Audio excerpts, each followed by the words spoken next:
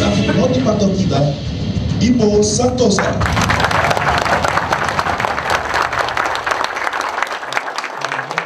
Assalamualaikum warahmatullahi wabarakatuh. Suara mic-nya masih bisa naik lagi nih, sekitar 20% atau 30% gitu. Ya, ada yang lebih kencang lagi. Oke, senang sekali saya berada di sini, baru tadi pagi nyampe ya. Dan alhamdulillah sempat tidur lah tadi 5 menit gitu ya. Tidur 5 menit udah dipanggil lagi gitu ya, menuju ke sini ya, nggak apa-apa, alhamdulillah. Siapa yang di sini sudah lebih dari 2 tahun? Lebih dari 5 tahun? Lebih dari 10 tahun? Ngapain aja di sini ya, lama-lama. Boleh, di sini lama-lama nggak masalah ya, asalkan itu bisnis ya. Tapi kalau kerja janganlah menurut saya ya. Kalau bisnis di mana aja oke gitu ya, di Indonesia boleh ya, di sini juga boleh ya. Karena lebih baik ya, daripada kita hujan batu di negeri orang, lebih baik hujan emas ya di negeri sendiri ya.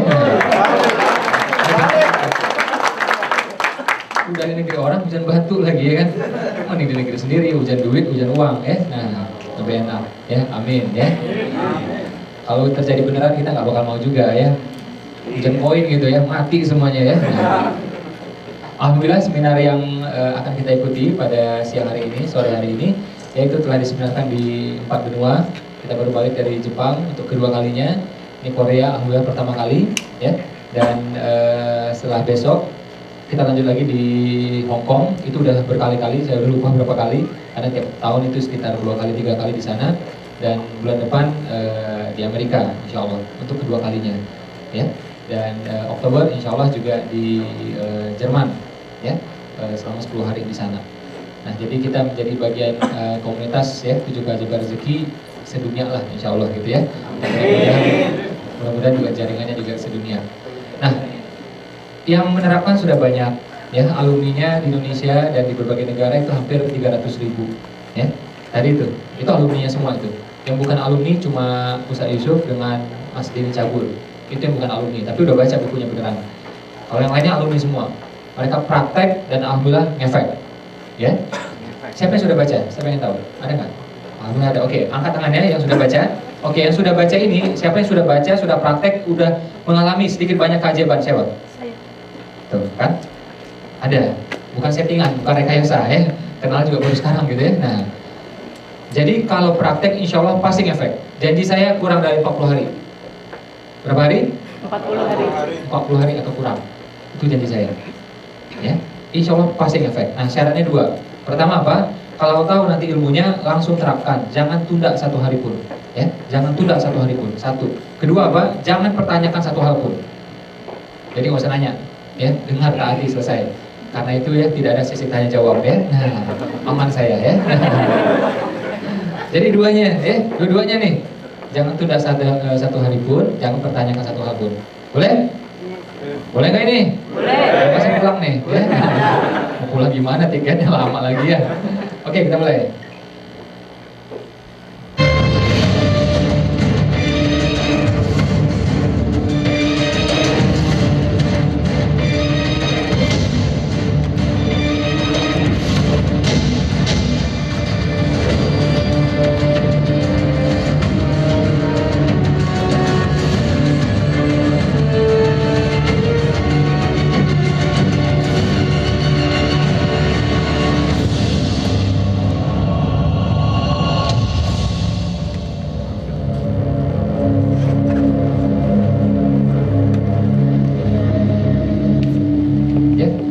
Syaratnya kalau kita menjemput ilmu itu ya 2 itu ya. Jadi kita rendahkan hati kita, buka hati kita, insya Allah kita akan mendapat sesuatu.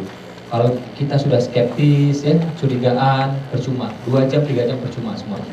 Tapi kalau kita rendahkan hati kita, buka hati kita, 10 menit pun insya Allah itu akan ngefek luar biasa. Ya, kita mulai.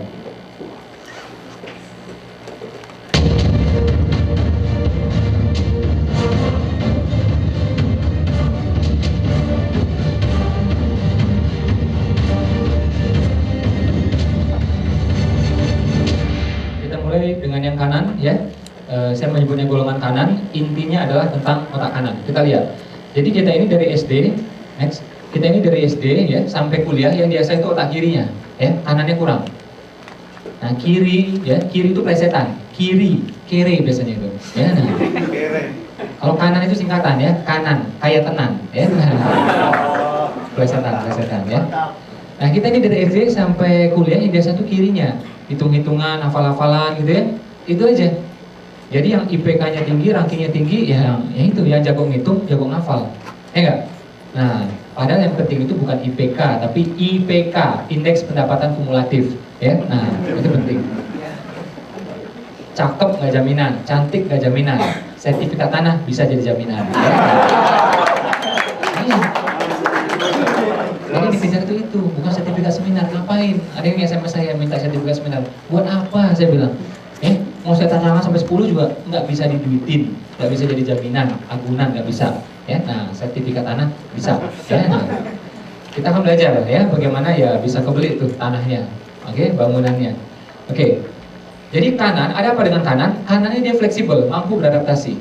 Alhamdulillah saya bangga dengan orang Indonesia. Orang Indonesia itu di mana-mana ya mampu beradaptasi. Ya, beda dengan bangsa lain. Merantau ke sini, nggak mau belajar bahasa. Kita mau belajar bahasanya, walaupun mungkin kita nggak suka bahasa Korea. Ya, saya percaya teman-teman tuh banyak yang nggak suka bahasa ini. Tapi nggak, merantaunya di sini nih, cari nafkahnya di sini nih, ya mesti bisa. Benar itu, saya setuju. Saya pergi ke Hongkong juga sama, orang-orangnya ya berarti lah gitu. Walaupun mungkin cuma tamatan SMA gitu ya. Nah, fleksibel, mampu beradaptasi. Kalau kita kekeh dengan aslinya kita, asalnya kita, susah suksesnya. Ya, nah fleksibel. Makanya Komodo ya, walaupun kecil ya sampai sekarang masih hidup karena dia mampu beradaptasi. Sementara dinosaurus yang besar kuat punah, ya punah karena dia tidak mampu beradaptasi. Komodo sampai sekarang masih ada. Padahal Komodo belum pernah ikut seminar saya, ya beneran. Ya, nggak ada yang ikut, nggak ada ya. Bahkan Komodo sempat menjadi ya salah satu kandidat ya keajaiban dunia. Ya, walaupun akhirnya dia kalah ya oleh hewan-hewan yang lain. Ternyata ada hewan lain yang lebih ajaib. Apa itu? Belalang dan kupu-kupu. Ya, nah, itu lebih ajaib. Karena kalau siang makan nasi, malam minum susu. Ajaib ini ya. Satu-satunya sedunia ini ya. Nah. Oke. Nah, fleksibel satu. Kedua apa? Imajinatif. Saya selalu mengatakan kalau kita bercita-cita besar berarti kita percaya bahwa dia maha besar. Kalau kita bercita-cita kaya berarti kita percaya bahwa dia maha kaya. Jadi impian mesti besar. Belum kaya nggak masalah, tapi niatnya, cita-citanya, impiannya mesti kaya. Laki-laki sejati sanggup hidup susah, tapi laki-laki sejati terhadap keluarganya nggak akan mau memberikan penghidupan yang susah. Ya, nah kita sanggup kere nih, tinggal kos-kosan sanggup, pakai motor sanggup. Giliran ya punya anak, punya mertua, punya orang tua, apakah kita sampai hati bawa kemana-mana pakai motor? Sebisa-bisanya tentu tidak. Kalau masih terjadi juga kita perjuangkan. Jangan begitu lagi, ya. Jangan niatnya sampai mati kayak gitu, jangan. Oh, tapi kan katanya harus sederhana Pak, qanaah Pak. Nah, apa yang ada disyukuri, ya. Dan apa merasa cukup. Tapi agama juga menganjurkan kita apa? Lebih baik dari hari ke hari. Apanya lebih baik? Semuanya, ilmunya, amalnya, nafkahnya juga. Ya. Jadi semuanya. Dan memang umat menuntut kita untuk kaya. Kita biasa-biasa aja sanggup, tapi coba lihat, kita perlu rumah ibadah di sini, itu perlu uang. Dan di sini properti mahal, benar nggak? Ya? Nah, perlu. Orang miskin bisa umroh nggak? Bisa, tapi tidak bisa mengumrohkan orang lain. Tidak bisa bikin travel umroh, itu bedanya. Orang miskin bisa sekolah nggak? Bisa, tapi tidak bisa bikin sekolah. Ya, tidak bisa ya ambil TK Khalifah, ya. Nah. Nggak bisa, punya saya soalnya itu ya. Itu bedanya. Oke, orang miskin bisa zikir, tapi tidak bisa membiayai majelis zikir, tidak bisa mengundang ya Syekh Hisham dari Amerika. Itu bedanya. Kalau kita kaya bisa melakukan dua-duanya, umroh dan mengumrohkan, zikir dan membiayai majelis zikir dan seterusnya. Ya. Oh tapi Pak, banyak orang kaya nggak bahagia Pak. Banyak orang kaya yang nggak bahagia, lebih banyak lagi orang miskin yang nggak bahagia, tahu nggak? Beneran. Tapi Pak, orang kaya itu sulit masuk surganya, Bang. Orang kaya sulit masuk surganya. Saya tanya, pernah ke surga Mas? Belum ada. Nah, nggak usah ngomong. Mingkem aja dulu ya. Orang kaya sulit masuk surganya, yes, kalau hartanya bermasalah. Tapi kalau digunakan untuk kebaikan, itu akan mempercepat dia masuk surga.